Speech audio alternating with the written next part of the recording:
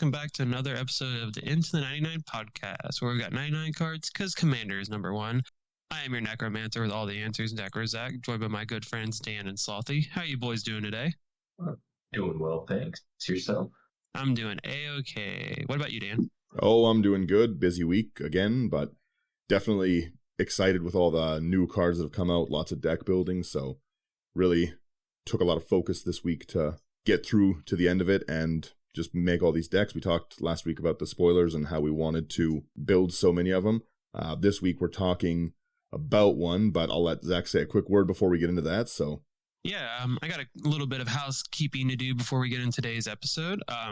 We talked about it last week, but I want to reiterate, we are now on Spotify. Well, we have been on Spotify, but how Spotify is doing things now, you can actually rate and our podcast. So the higher the rating we get, the more we're going to be seen, the whole thing. So if you like what we're doing and you want to continue to support us, a very easy way that's free is just to leave a 5-star rating on, the podcast on Spotify. That helps us and lets us know you like what you're hearing. And before we get into Dan's list, we have recently partnered up with Atomic Ashes, and we have a code now. So if you see any cards you like but don't want to necessarily spend the money to get the actual version of the card, dual lands, for example, you can go to bisproxyshop.com and use the promo code IT99 and you'll get 10% off your order. I just recently got some proxies in from Atomic Ashes. I got some really nice fetch lands and dual lands, and I'm actually sleeving them up right now to put in my 5-color deck that I absolutely hate 5 colors. You'll get there. And we'll see. Yeah, the link will be in the show notes as well, so definitely head over and check that out. All right, so Dan, what are we talking about today? All right, so as I said on the spoilers, I started brewing this deck immediately. It is Hinata Dawn Crowned. I looked at this deck and I was laughing at it again when I looked through the list because lately I've just enjoyed building things that aren't necessarily great, but they are funny. This deck has a lot of really good potential and it's pretty broken. It's a pretty broken card. So I'll read it again for everyone who doesn't remember from last week. Hinata Dawn Crowned is 1 blue, 1 red, 1 white for a 4/4 Kirin Spirit that has flying and trample, which is already pretty big. You could make this a Voltron commander pretty easy with its ability. There's lots of things you can do with it. I just went targets. Its spells you cast cost 1 less to cast for each target. So if you have 2 targets, cost 2 less. Spells your opponents cast cost 1 more to cast for each target, which kind of is a little built-in protection. It makes it a little bigger to remove. Not immense, but still, it still taxes people in the game. So the whole point of this deck, in my humble opinion, is to just play as many things that are multi-target spells as possible and just have fun. So I will start with let's go into the artifacts first. By the way, if you're looking at the list, the list is in the show notes. I didn't put my land base in. I just put 33 lands. They're pretty basic. You get it. There's no real lands that are important in this deck. Just put in whatever generic things you have for these 3 colors. You don't need dual lands, but anything helps in a land base. So let's start with the artifacts and we'll go from there. So Zach, you want to take us away with some of these artifacts? Sure. So the first one we have is the Azorius Signet. It's 2 for an artifact. You pay 1, tap it. You can add white and blue to your mana pool. Then we have Boros Signet. Does the same thing as Azorius Signet, but gives you a red and a white. Then we have Chromatic Lantern, which is probably the best artifact in this deck. It's 3 for an artifact, and it says lands you control have tapped, add 1 mana of any color. Then you can tap it to add 1 mana of any color. We also have... Yeah, I was going to say, we've got Firemine Vessel. It's one I really, really like running to color fix. It's a lot of... I have been building a little more budget-friendly on some of the cards lately, because I just don't want to take other decks apart. But Firemine Vessel is just really good in any deck that's 2 or more colors.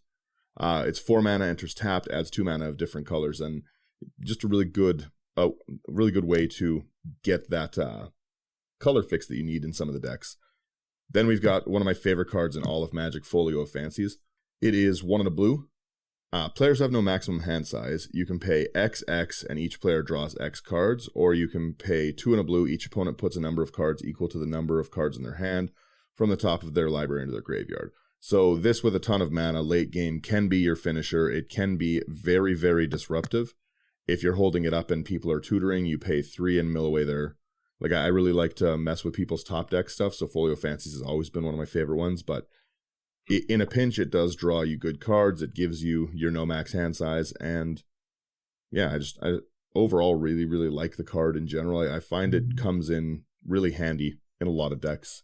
Yeah, I really enjoy Folio Fancies. I think it should be played more often because it can pretend to be a group hug card, but in reality, it can actually be in, a win condition. Some of these things in here do seem like they are group huggy, like Font of Mythos. Font of Mythos, 4, beginning of each player's draw step, that player draws 2 additional cards.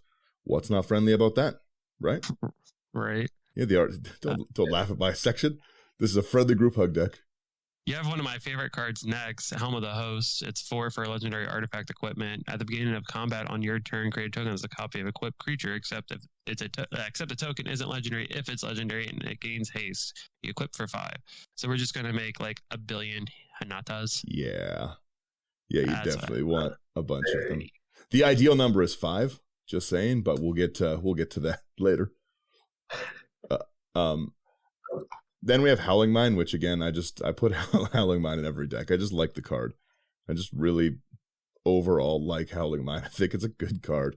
I probably should not build with it as much and probably should change over, but I don't know. Like the quick aside, like when you're playing annoying things, like I tend to do lately in a lot of these decks, it's funny. These are fun decks to play, but like if you put a little group hug in, if you sprinkle a little bit of that in, it's not all bad, but like everyone likes to draw cards. I just don't trust you. Anytime I see like a Howling Mine That's or every anything deck. like that, yeah, I'm just like, Dan, you're not going to sway my opinion. I'm going to try to kill you first because you're going to kill us all at the same time. Yeah, I do some silly things. I put an Izzet Signet in as well. I don't know, with my high cost decks like Toxrill, I found that like the excessive mana rocks really did the trick for, because this deck, I want to get the card out as fast as I can, obviously, my commander. And then, like I said, it's multi-target things, so even if my commander's not, I need a lot of mana. The deck is going to need a lot of mana. And Hinata's going to be a target for removal, honestly. Like, once you start doing annoying things with it, then people are going to try to kill it, for sure. And there's, like, no counterspells in this deck. I don't think I put one in, so... Yeah, there's no protection. It's just all aggression, balls to the wall in this deck. It's very fun. Do you want to take the next one here, Slothy? Absolutely. The next one is Mirari. It's a legendary artifact for 5. Whenever you cast an instant or sorcery spell, you may pay 3. If you do copy that spell, and you may choose new targets for the copies. Very fun. Yeah, there's a good amount of instants and sorceries. Yeah. Then next one is Primal Amulet. For 4, it's an artifact. Instants and sorceries cost 1 less to cast. And whenever you cast an instant or sorcery spell, put a charge counter on Primal Amulet. And if there are 4 or more charge counters on it, you may transform or remove those counters and transform it. It transforms into Primal Wellspring, which is a land. You can tap to add 1 mana of any color to your mana pool. When that mana is spent to cast an instant or sorcery spell, you can copy that spell, and you may choose new targets for the copy. I love that card. It's just such a good card in every deck. It keeps going up in price. Yeah. It needs a reprint. A lot of those flips do. I put it in Torok recently, and I just love it. It's so good. Yeah, it gives a little more reduction too. Like it's not the full spectrum reduction, but it's pretty good. Mm-hmm. Then I put in Sol Ring because, Sol Ring. Then, yeah, you want to run through these last 3?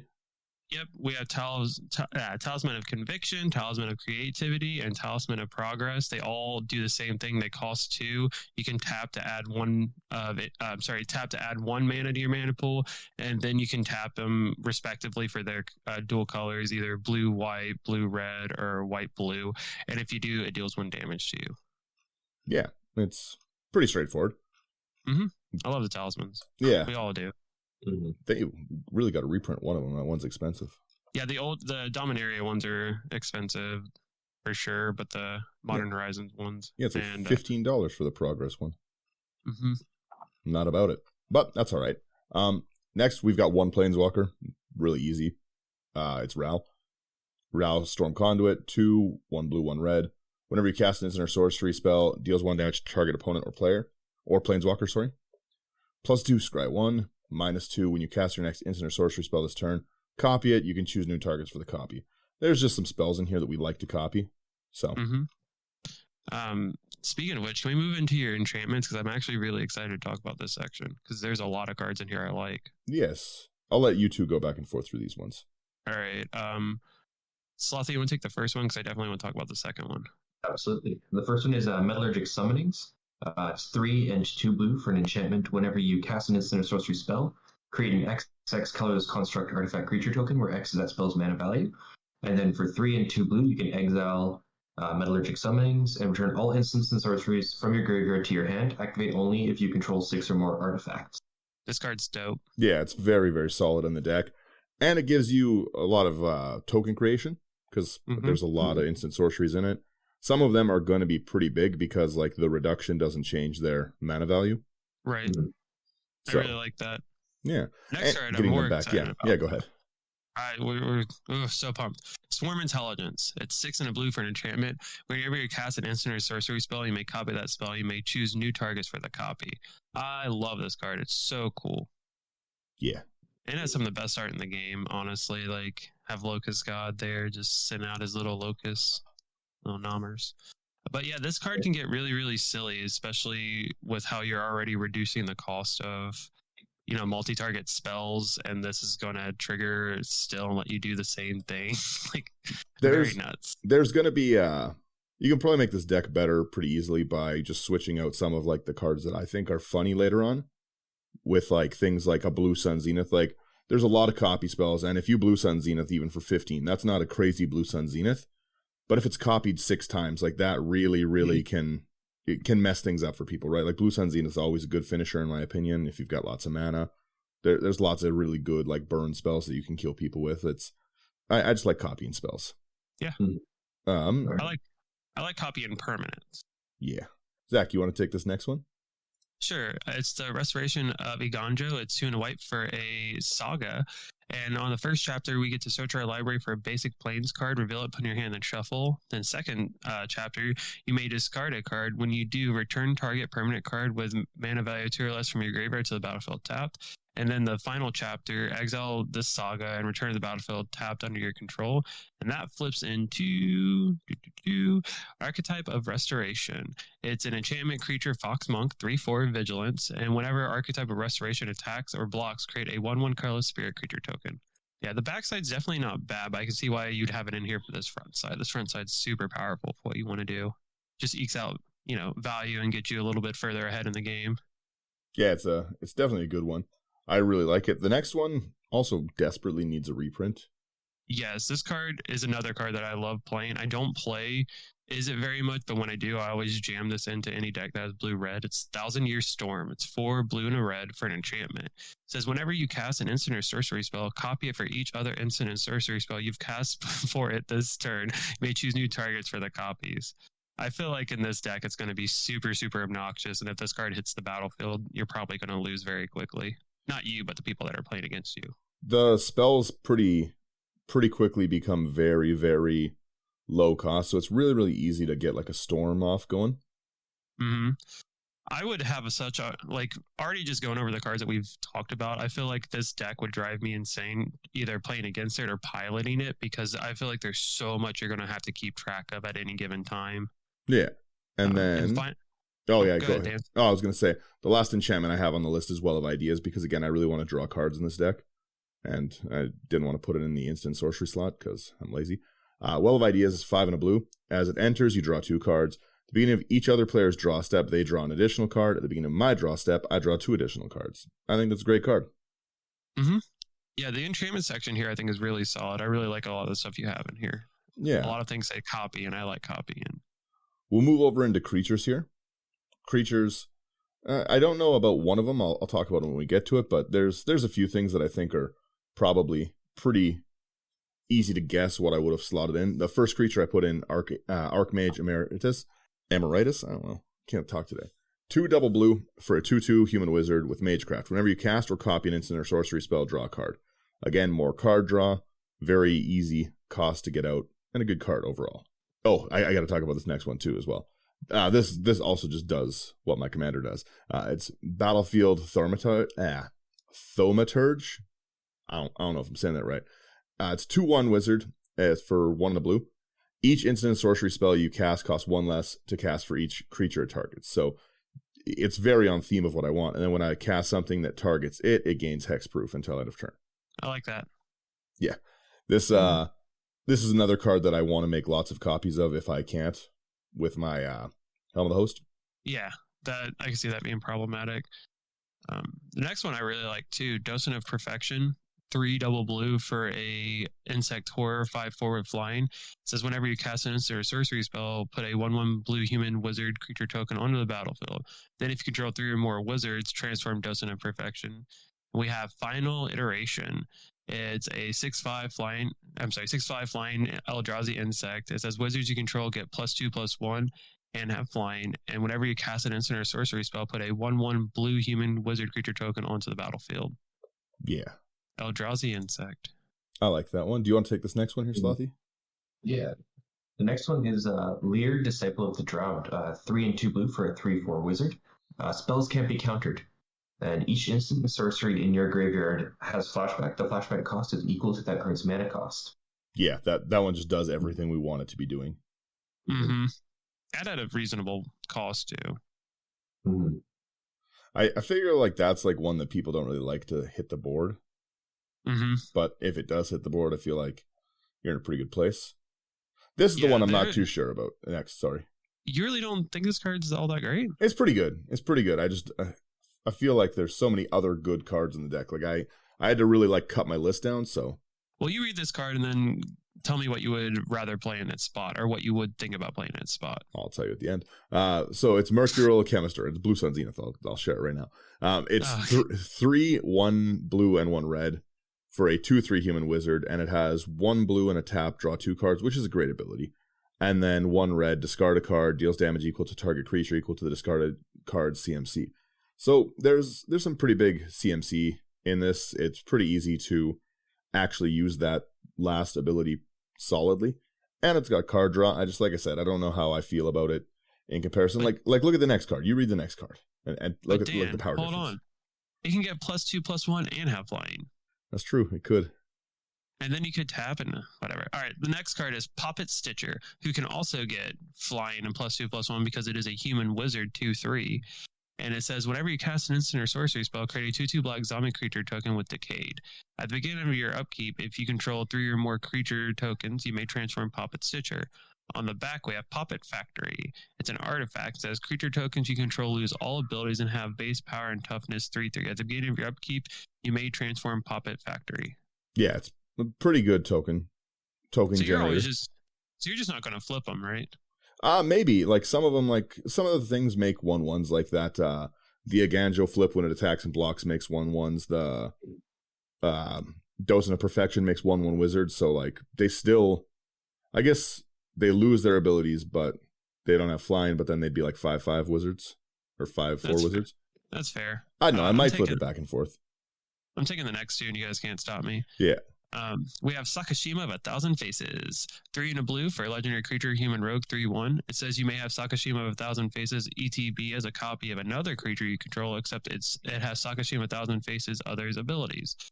Then the legendary rule doesn't apply to permanents you control, and it also has partner.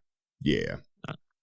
I love this card so much. It needs reprints because I buy it every time I see it. Yeah, $35 for it is pretty bonkers right now because it's so well played. I really like it. And then we have its younger version or older version. I don't know how you want to look at it, but it's Sakashima the Imposter. It's 2 double blue for a 3/1 legendary human rogue. As Sakashima the Imposter comes into play, you may choose a creature in play. If you do, Sakashima comes into play as a copy of that creature, except it still has the name Sakashima the Imposter. It's still legendary and gains 2 double blue. Return Sakashima the Imposter to its owner's hand at the end of turn. Yeah. The next one I believe should have been a legendary creature. I think everyone says that when they see this card, and I think everyone's right. But I haven't found many decks to put it in because of the colors, right? Like I'm generally doing different things in these colors. So I was actually really happy. It's got 2 main abilities. It's Soulfire Grandmaster. 1 and a white for a 2/2 human monk with lifelink. Good stats for early. Instants and sorceries you control have lifelink, which is great. It's Fire Song and Sunspeaker kind of on a creature. Is awesome, but this is what we're using it for in the deck as the second ability more so. 2 and then hybrid blue red. The next time you cast an instant or sorcery spell from your hand this turn, put that card into your hand instead of your graveyard as it resolves. That's such a good ability. Mm-hmm. Like it's just a phenomenal ability. I love that card so much. I'm pretty excited to see kind of what shenanigans I can get up to with that ability, because there's a bunch of cards I want to recast. We'll be getting to them. Then we have Talrand. Talrand is 2 double blue Talrand Sky Summoner. Merfolk Wizard also would get the flying.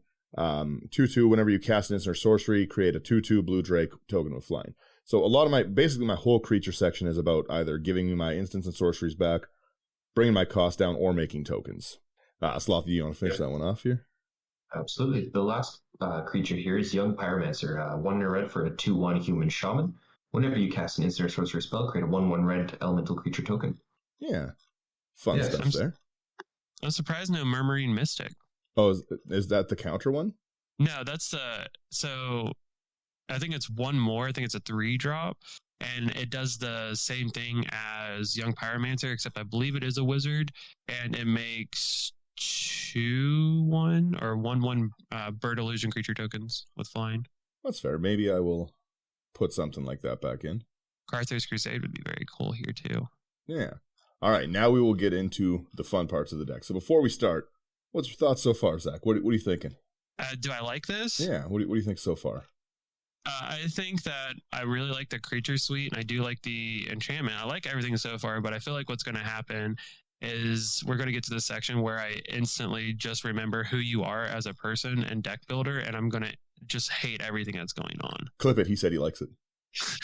Because you're already in the color combination I like the least. I hate the Narset color combination. That's one of the only decks that I've just refused to play against. My brother built a Narset deck, and I straight out would pick up when he was playing it because it was turn 2 or turn 3. Pardon me there. Turn 2 or turn 3 when he had Narset out, and then he was just endless turns or planeswalker abilities. Generally, these are very annoying colors to play. Pramicon is probably the least annoying one, and it's Pramicon. You can't attack and do things, and it's still a stacks deck. And that's the least annoying. I've had one Jeskai deck built that I absolutely loved, and it was Valamak. It was Rodan, because I can't remember what his actual name is. The Ikoria one? Yes. And that was literally a Brash Taunter deck. In these colors as well, I have a what's it called? Shabraz Braylon. But that's I tried, you have to believe me in my heart. I tried as hard as I could, but I can't tune that deck down. I just can't. It's everything about that deck speaks to me of do a combo and kill everyone with Braylon's ability and the cleanup step. It just screams at me to do it. Don't get me wrong, because we're kind of segue or kind of going off the rails here, but I got to get this out there. It's not that I don't it's not that I think Jeskai is overpowered as far as color combination, because I really don't. It doesn't have black in it. It doesn't have green in it. It can't be overpowered. Point blank. Yep. But these colors just do so many of the exact same things that are already super annoying or degenerate. And they have no redeeming qualities to me. Yeah, I don't understand why anyone would do something degenerate in these, but let's start with the sorceries. The first one is Aether Gale. So again, remember that we have to remember with this, I have a reduction of 1 per target. Aether Gale, 3 double blue. Return 6 target non-land permanents to their owner's hand. So a 2 mana blink 6 permanents card in this deck. It's fun. Yeah. It's fun. Zach, you said you liked it. You said you liked it a minute ago. Come on. I did. I said I liked what was going on, and then I knew what it was going to be. You have Blatant Thievery next. 4 triple blue sorcery for each opponent gain control of target permanent that player controls. That's pretty good. Turns into 4 mana. 4 mana take 3 things. Or if you play in a bigger game, 3 mana take 4 things. I like that card a lot.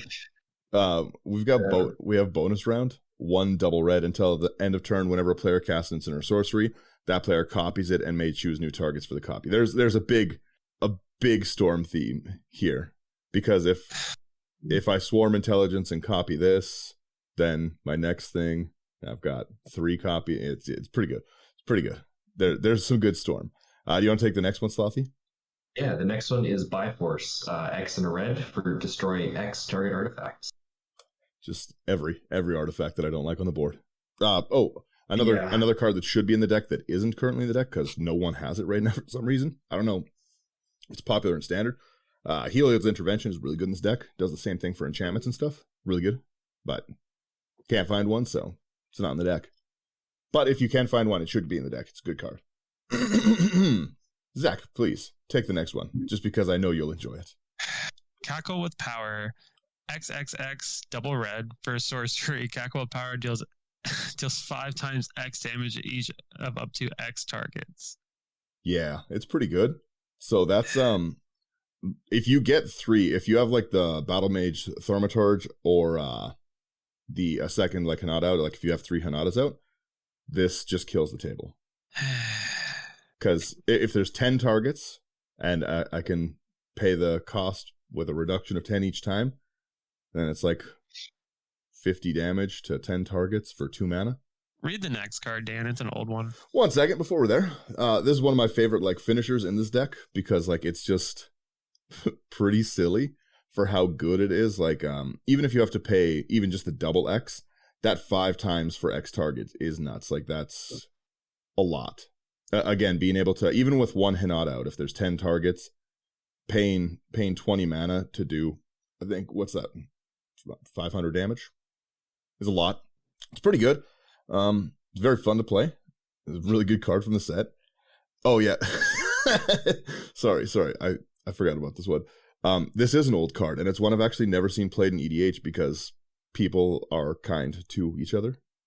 It's Cultural Exchange. It's 4 colorless blue. Choose any number of creatures target player controls. Choose the same number of creatures another target player's controls. They exchange them. I actually like that one. Yeah, being able to give away people's like commanders is hilarious. I love role reversal for the same reason, but just like at 2 double blue, being able to like give all of the best creatures from one field over to another. And we've got so many tokens that it's really easy late game for us to like give away our 1/1 wizards and take everyone else's field. And if we have copies, we can do it for everyone. So I take all the creatures, everyone gets tokens. Yeah. It's Cultural Exchange.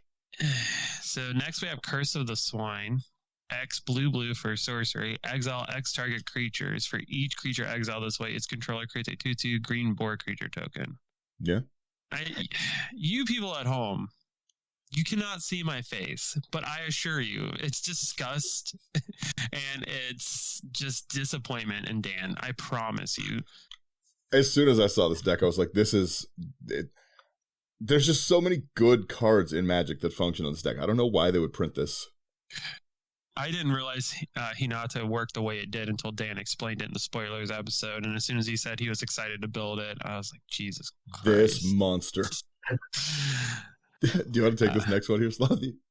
Yeah. The next one is Days Undoing. 2 and a blue for sorcery. Each player shuffles his or her hand and graveyard into his or her library, then draws 7 cards. If it's your turn, end the turn. Yeah, see, I am the turn, Zach. It's a group hug deck. Everyone gets to draw cards in this deck. If you ever sit down to play with Dan, nothing is group hug. Do not let him fool you. This is a group hug deck. I'm giving everyone dragons with the next card. You want to take it? I actually like this card. It's Descent of the Dragons. 4 double red for sorcery. Destroy any number of target creatures. For each creature destroyed this way, its controller puts a 4/4 red dragon creature token with flying onto the battlefield. Yeah. Again, a way to get rid of my smaller tokens, but also just to board wipe everything. They get dragons for sure, and those dragons will definitely come at me. But no, not with this next card. They will not. Yeah. The next one is Distorting Wake. X triple blue. Return X target non-land permanents to their owner's hand. So with triple blue, it's a Cyclonic Rift for triple blue at a sorcery. But it's not Cyclonic Rift, so I'm not a degenerate like you monsters. I don't play Cyclonic Rift. Good. Keep it that way. But yeah, no, it's being able to bounce everyone's cards like that. At least this is sorcery speed, but I can understand that this is going to upset some people. I think the next card's going to upset some people. Yeah, again, 1 second. First off, I think it's funny. The deck is like a pretty budget, funny thing because like right now everyone's kind of going off. You see nonstop for everyone. I'm sure everyone sees this. You see nonstop like arguments about like power level and like what's acceptable and stuff like this. And this card is like a power creep card for sure. Like it enables a lot of like we're 5 instants and sorceries in, and it's already like you can tell that I'm being annoying. But the better your deck is, the more annoying I'm being, because yeah, if you have like such a huge like accelerated board state and then just put it back in your hand, because you don't have to put everything back in everyone's hand. You don't have to just do it for the whole board every time. But like I feel like this kind of is a pub stomp deck a little bit, just a wee bit. Yeah, you could take the next one if you want, Slothy. Yeah, the next one is Farewell. It's 4 and 2 whites. Choose one or more. Exile all artifacts, exile all creatures, exile all enchantments, and exile all graveyards. To be honest, I believe this is a white staple now. This is like the best removal card. It's nuts. It's pretty silly. Like I said in the spoilers episode, think how many decks run Merciless Eviction when they can, and how powerful it is. And then the one or more. If this was choose one at 6, I would still be like, that's pretty good. Mm-hmm. But like, yeah, getting rid of all artifacts, enchantments, graveyards, like this kind of answers pretty much everything you need. Oh, the next one's also a really good one to, it's a late game finisher. And especially if you have the ability to copy things or a storm out, this card really, really goes hard. I love all of the finale cards, and this is Finale of Glory. X double white, you create X 2/2 white soldiers with vigilance. If X is 10 or more, you also create X white 4/4 angels with flying and vigilance. So if you have the 12 mana, which in Commander is not a crazy number to get to, if you've got the 12 mana, you make 20 creatures. I think that's you make 60 power of creatures for 12 mana. It's really, really strong. And any spell copy, generally speaking, it wins the game. So I want to take this next card because I actually really like this next card. It's Indomitable Creativity. It's X triple red for a sorcery. You destroy X target artifacts and/or creatures. For each permanent destroyed this way, its controller reveals cards from the top of his or her library until an artifact or creature card is revealed and exiles that card. Those players put all the exile cards onto the battlefield, then shuffle their libraries. I actually think this card is sweet. I've played it in a couple of different decks. It was in my what's his name? My Lorehold deck. Osgear? Yeah, Osgear. It was fun because it was a attrition deck. Yeah, yeah, see, this is group hug. I help people get to their other creatures. It's not. Stop. For triple red, I'm helping everyone get to the artifacts and creatures they need. So if this is group hug, Dan, why don't you read this next card? Yes, my favorite group hug card, of course, Kaboom. 4 and a red. Choose any number of target players. For each of those players, reveal cards from the top of my library until I reveal a non-land. Deals damage equal to the card's CMC to that player. Then I put the revealed cards on the bottom in any order. You know, there's nothing wrong with that. This is Kaboom. Just Kaboom things. Sure. So this is a group hug deck. Why don't you take the next card, Dan? Yes, my favorite group hug card of all, Mass Manipulation. XX Quadra Blue. Gain control of X target creatures and or planeswalkers. Yes, the very, very group hug Mass Manipulation. It's got such a high cost, but in this deck, like, it's so affordable. Why wouldn't you play it? Look, I don't. Especially if you, I'm just saying, if you get the goal of this deck, in my opinion, so far, is just to get as many Hinatas out as I can, just to see what the ceiling of this is, because XX is just, again, it's just a 4 blue take the field, and that's hilarious. That is funny. You've got to. Slothy and I don't condone his actions. you've got to believe me. It's so funny. Slothy, you want to take this next one, please? Yeah, the next one is Selective Snare. X and a blue. Return X target creatures of the creature type of your choice to their owner's hand. Yeah, we play lots of tribal. I'm not bringing out the deck that I was building this week against that. Jesus, Dan. Next we have Soulfire Eruption. 6 triple red for sorcery. Choose any number of target creatures, planeswalkers, and or players. For each of them, exile the top card of your library. Then Soulfire Eruption deals damage equal to that card's CMC to the permanent or player. You may play the exile cards until the end of your next turn. First off, if I kaboom someone with that, that's a big kaboom. That's a thick kaboom card. The mana curve on this deck must be just nuts. But you can get a lot of these cards off for like nothing. The average CMC is 3.57. It's not even horrible. That's reasonable. really not that bad. It's probably all the mana rocks. Yeah. Just taking your curve down. Then I have... Salty... Oh, yeah, go ahead if you want to take the last one. Here, Slothy.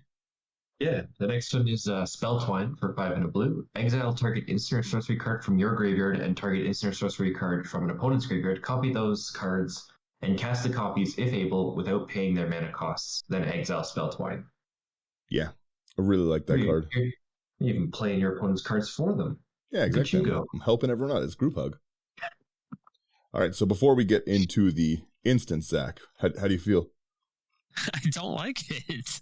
You have cards I like, but not with what you're doing. Not the way I do it. Yo, Crackle with Power is just a real strong game ender. I don't play a lot of, blue. So pretty much whatever you do is going to go through, and I'm just going to, I know what it is. I'm going to establish a board state. I'm going to be happy. I'm going to be having fun. And then you're just going to kill us. Yeah, sometimes. Or you're going to, have your hand over the button, the big red button that shoots nukes at people. Oh, yeah, you guys can do that. But just remember, and then you're gonna have your hand, and you're going to have Crackle of Power flip the other way so we can always see it fanned in your hand. I do like to threaten people just showing what's in my hand, just putting it down on the camera or on the table and just be like, you're welcome to do whatever you want. However, I sit there all the time. I pretty often kill people with Aetherflux, but I just sit there at 500 life with it and just play the game out. I like the terrorist threat in the game. And I've just learned to if I'm going to die, I'm just going to die. I'm going to do what I'm going to do. Yeah, I think it was Benson I was playing a game with. He went to either naturalize or something, my Aetherflux, and I just Aetherfluxed all of his creatures, his Lana Werewolves and silly things like that. Sent a message, didn't kill him. Yes. So starting off in your instances, we have Aurelia's Fury. It's X red and a white for an instant. Aurelia's Fury deals X damage divided as you choose among any number of target creatures and or players. Tap each creature dealt damage this way. Players dealt damage this way can't cast non-creature spells this turn. This is a big part of ending the game with this. Because if I get this through, then there's no interaction with me trying to Crackle with Power or something like that. But it's also really good for if somebody's trying to swing out with a huge board state or something like that. Because not only am I getting a wide sweep of at least 1 damage with my commander out, but I'm also able to stop their non-creatures, tap their creatures down. It's a very, very good card in this deck. Dan, why don't you read the next card in your Group Hug deck? Ah, yes, the Group Hug Comet Storm. This is how I help solve the threats from the table with this. X red with a multi-kicker of 1. You may pay an additional 1 any number of times as you cast it. Choose any target, then choose another target for each time it was kicked. Deals X damage to each of them. So X is just whatever you put it in and freely at everything on the board. So if you went let's say 5 double red. Okay, so X is 5. Then you can just do 5 damage to literally everything as many times as you want. Yeah, correct. And if I have the Battle Mage or another Hinata, then I can really do damage. This deck really shines against a token deck or a mass creature deck. The more targets that are out, the better. If you're spell slinging and you only have 1 or 2 creatures, this isn't going to do good against a Kess deck. But if someone's playing elves, buddy, they're in for a bad time. It bothers me that you didn't put Brash Taunter in here.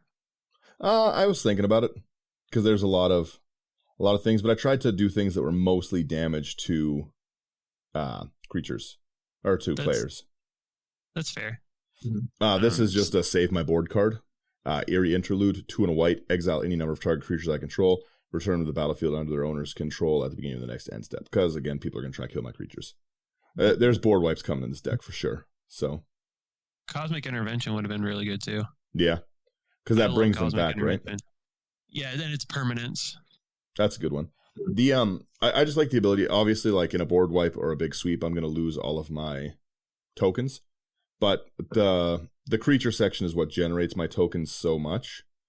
And my commander is pretty integral, can't speak today, to the to the strategy of the deck. So I really need to keep it, and I just don't play the boots. I should play Swift Boots, but I don't. And there's no counter spells. Group hug. I want to take this next card because I've never seen it before. It's Energy Arc. It's a blue and a white, or a white and a blue, for an instant. Untap any number of target creatures. Those creatures neither deal nor receive damage in combat this turn. Yeah, I think that's a pretty good way to save myself. Pretty low mana. Yeah, no, like I said, I like everything about that one. The next one, sweet. The next one we have is Firemind's Foresight, which is a real high cost spell. And I don't really get any reduction, so I might take it out, but it does let me go and get the things that I need to be annoying with. It's 5, 1 blue, 1 red. It's an instant. Search your library for an instant with CMC 3, reveal it, put it into your hand, then repeat the process for a 2 and a 1. So this, because we've got so many X cards in the deck, like this fetches that Crackle with Power, right? This fetches like a lot of those good cards. Yeah, Crackle with Power is definitely it literally fetches Crackle with Power and Aurelia's Fury, which lets me with like 5 mana, generally speaking, win the game. That's absurd. Yeah. And then if I have any 1 cost, I don't even know if I have any 1 cost instant or sorceries. Oh, it's only instants, so I can't fetch Crackle with Power. But I can get Comet Storm. Yeah. The good old Group Hug Comet Storm. Do you want to take the next one, Slothy? Yeah, the next one is Glimpse the Sun God, X and the white. Tap X target creatures and scry 1. I like it. Easy to tap the table down and kill everyone with my creatures. Yeah. Tap the whole board for 1. For 1. Yeah. At the end step, Zach. The next one. Next we have Hail of Arrows, X and a white for an instant. Hail of Arrows deals X damage divided as you choose among any number of target attacking creatures. So again, another way to sweep the board of small creatures. For 1 mana. Yeah. The next one's actually really, really fun how it works. So it's Magma Opus. It is an 8 cost card. It's 6, 1 blue, 1 red. An instant, and it deals 4 damage divided as I choose among any number of targets. So I can already get 4 targets there to get it off. Then it taps 2 permanents. Tap 2 target permanents. So basically I can cast this for 2 mana, then create a 4/4 blue and red elemental creature token, and then draw 2 cards. The amount of value you get out of this with your commander out is just crazy. Because if I'm playing a normal commander game, I ping everyone at the table for 1 other creature for 1, I tap down 2 things, I make a 4/4, I draw 2 cards at 2 mana. That's just silly ability power. Really, really like this card. Yeah, it's such a good card in this deck. The next one also is obnoxious. Zach, please. It's March of the Swirling Mist. It's X and a blue for an instant. As additional cost to cast this spell, you may exile any number of blue cards from your hand. This spell costs 2 less to cast for each card exiled this way. Then it says up to X target creatures phase out. So for 1 blue. Phase everything else on the board. Or phase my own creatures if I need to survive a board wipe. Because that one will save my tokens. Yes. Yeah, a little offense, a little defense. Pretty gross. Yeah, it's all group hug. Also, you could help the table by saving everyone's creatures from a board wipe. Group hug, Zach. Group hug. Slothy, you want to take this next card? Yeah. Next one is Outmaneuver, X and red. X target blocked creatures deal combat damage to defending player instead of 2 blocking creatures this turn. Yeah, it's pretty good. That's a fun way to get through. Someone has like a huge commander, like you see a lot of Galeas right now, a lot of Voltron, especially with the new set. There's good Voltron stuff out. This is just a really good way to kill someone at the table. Just someone tries to block their creature, and you just say, take your 30 damage anyways. Yeah, it's fun. In a worst case, late game for me, it makes it so that none of my blocked creatures stop, and I still kill everyone. And best case, I use it to sneaky kill someone else with someone else's creature. Next, we have Prismatic Boon. It's X, white, and a blue for an instant. X target creatures gain protection from a single color of your choice until end of turn. Same thing. Yeah. Really, really easy way for me to get through, again, blockers, or to make it so other people can't block, to save creatures. Like I said, you could. Nothing's stopping you. You could save everyone else's creatures with this. Oh, Next we have reality spasm, Dan. Zach, please. You've got to believe me. Oh, this, so 1 second. This one is actually one of the best ones to be able to storm off with, because this is how I generate like all of my nuts mana. So Reality Spasm is X double blue instant. Choose one. I can tap X target permanents or untap X target permanents. And all of the target permanents are my mana rocks and my lands. And if I have copies of this, if I have like 10 mana available and I've used 2 of it, and I have like 3 copies on the stack, for instance, that's going to give me like 28 mana off this 2 mana card.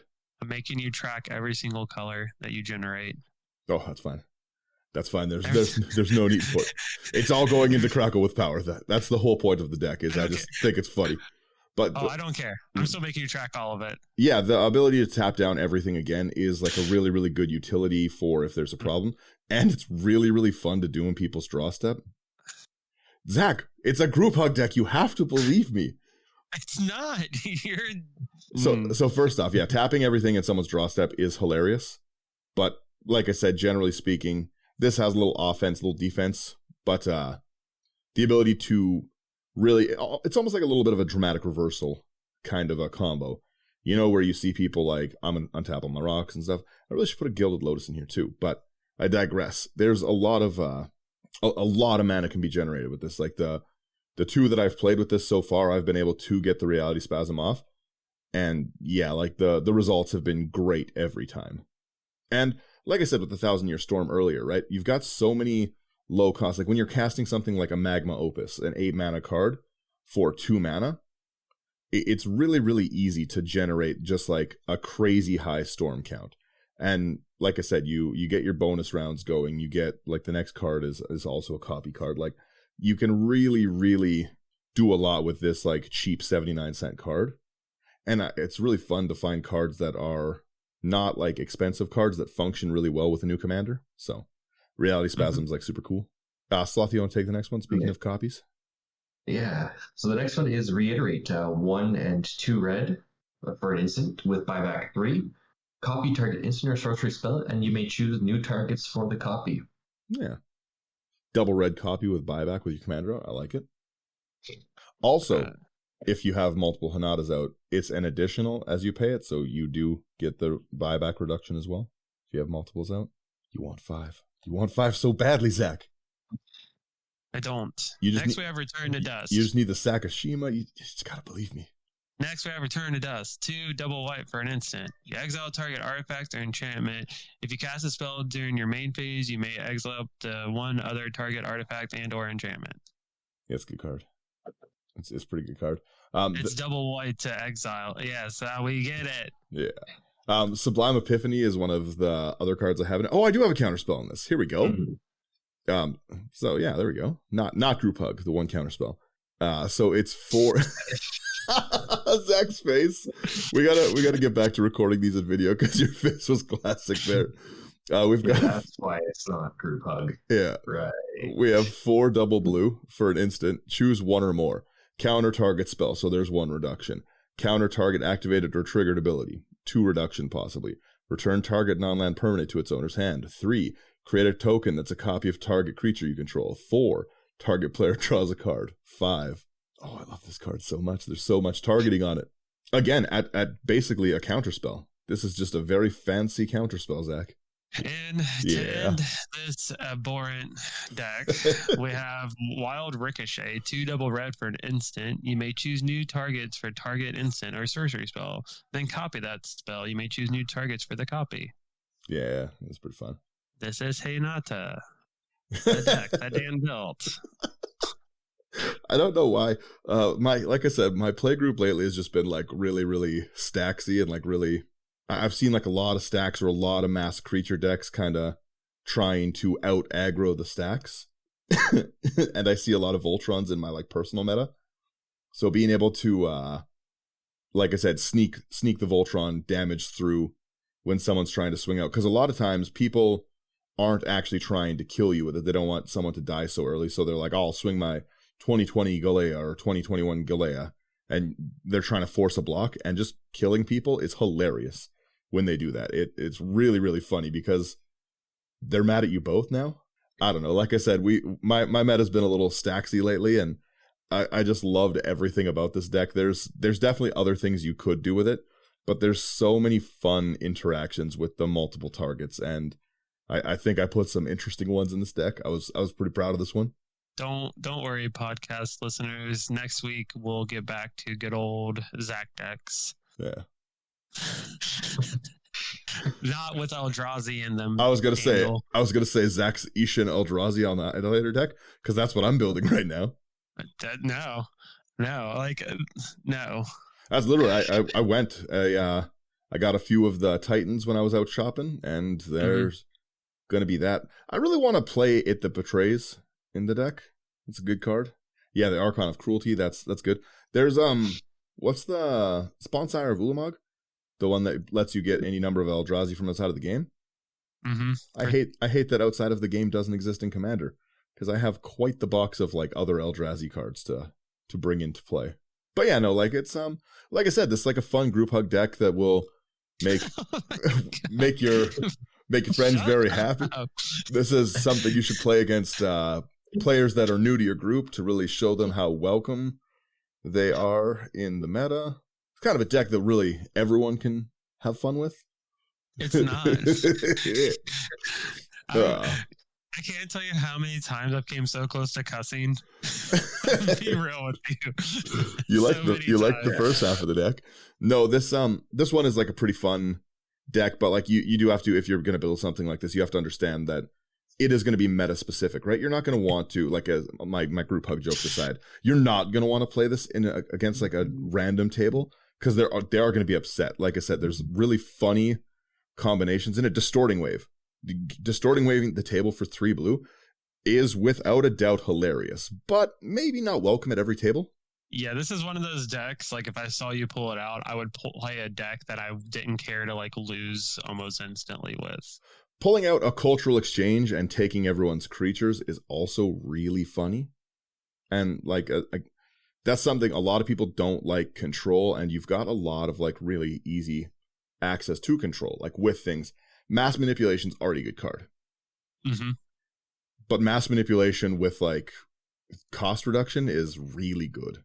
Like the same thing, like I said, like taking anyone who's had their commander taken away from them knows how annoying it is. Like you build a deck and the whole point of the deck is like, I want to play this synergy, and then someone comes and casts this cultural exchange card you've never seen, and they give you a 1/1 wizard for your commander. Yeah.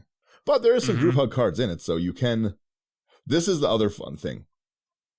Because of this deck's play style, you need to wait until Hinata's out, and you've got a lot of early game ramp. You do have like a good hand, an ideal hand. You could hit a Soul Ring Howling Mine off the bat, and you could make people think that this is a pretty fun. This is a cool guy. A cool guy is just making us all draw extra cards. Everyone's happy. It's only Dan is a cool guy. It's only once you have once you have Hinata out that this deck kind of just becomes annoying. And I got to really early, like I was playing with like a bit of my fast mana group, and I did get the Hinata out on turn 2, and then I Bifrost the table and got rid of all of their like mana crypts and stuff like that, and that was really funny. Yeah, when you keep a hand from like I said, I'm trying to justify it, but there's. I don't know. I should name the deck, the episode Hinata Group Hug. No, you shouldn't. I'll name it Hin, like HINOTTA, not a group hug. Oh, that's fine. That's funny. That's funny. Yeah. All right. Yeah. No. Any thoughts, Zach? What would you do in this deck? How would you have? Is there anything you would take in this deck? I literally would have made it a clone deck. But what would you? What kind of things would you have used the reduction for?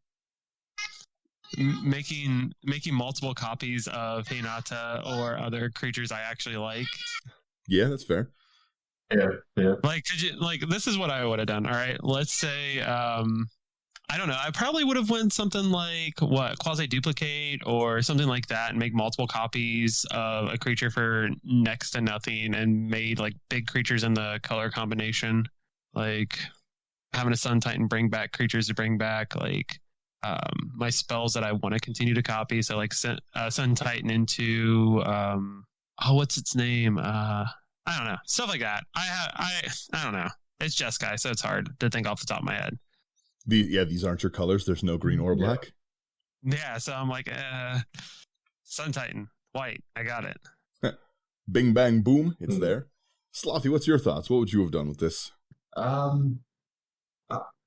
Well, I wouldn't have built it.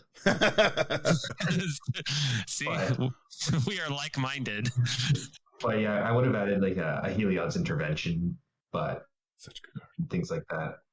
I've actually got one right in front of me right now. I noticed. Bring me it. I can't find it anywhere. I need that card so badly. I think I've got like tons of them. That and Maskwood Nexus. I can't find either of those cards right now. That's probably because I'm buying all the Maskwood Nexus. Then XI. All right, I do have one last question before you go. If you had to choose one of the spells that are funny to target with, just something that targets in the deck, what would it be for both of you? What would be your favorite target ability in the deck? If you had to choose one. Not saying you like them. Not saying Cultural Exchange for sure. You like that one? Yeah, the art already made me really like it, but like just the idea of like if someone's super far ahead and someone else has had like a really hard time, maybe this is the first time they're playing their commander deck and they don't have the ratios right, you could be like, oh, that's fine. Cultural Exchange, switch this nice board state over here with the guy who's kind of struggling, and maybe they get a better chance of actually getting to play their deck. Exactly, group hug. It's not. It's not. Just stop. Do you have what, Slothy? Curse of the Swine. You like Curse of the Swine? Yeah, the Curse. That's a good card. It's just a strong card. It is a strong card. I honestly, I think my favorite one is either going to be like that Reality Spasm. Just the ability, like I said, to untap my permanents and storm off with it, or tap permanents down. It would be that or March of the Swirling Mist. That ability to aggressively phase things out or protection phase things out. I just think that that's a really, really solid card. Card's dope. Yeah, and in our deck with one, like I said, you can beat this deck with a few counter spells. Unless I have the Liar card out and spells can't be countered. But that's not the point. Or if you have multiple Hinatas. Yeah. No, like it's like I said, I'm pretty proud of this deck. I thought it was pretty silly building it. I had a lot of fun. Like I immediately started building this. I was driving when I saw this, and I literally pulled over to start putting a list together and then sent it off to like the LGS and was like, hey, pull these cards for me. I was very, very excited about this, and I'm happy that it came together the way that it did. Like I said, you can do a lot of things with this. You can make it much better, but I really, really like this card. I'm proud of this one. Proud of my group hug deck. Proud of every unit. All right, let's end this episode, please. I try to find a Mana Flutter. That's a group hug card. You got to believe me. It's not. Shut up. Do you want to tell them where they can find the content? Sure. So you can go to into99.com. That's our one-stop shop for everything Into the 99. You can find articles, you can find our videos, you can find our podcast episodes. Everything's on there. You can also join our Discord where we're super active and we have tons of people constantly talking about Commander stuff and getting games together. You can also check out Lotus's show, Brewing It Live. He does it about once a month now on Saturdays, I do believe. If you have a card that you want to get and don't necessarily want to buy the real card, go and visit one of our sponsors, abyssproxyshop.com. Use promo code IT99 to get 10% off your order. And just a final shout out to my local LGS, No Limit Gaming. I got this hoodie yesterday and it's really cool. That is a pretty cool hoodie, actually. Didn't even notice it was for a gaming store. Mm-hmm. Looking sharp. That's a dragon around a planet. Yeah, we're going to try get some stream games up running again. So if you guys want to see me play this group hug deck, tune in on Twitch. And yeah.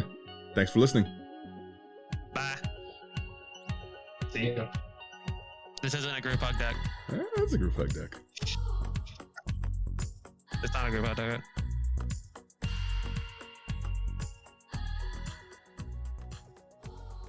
It's group hug, you gotta believe me.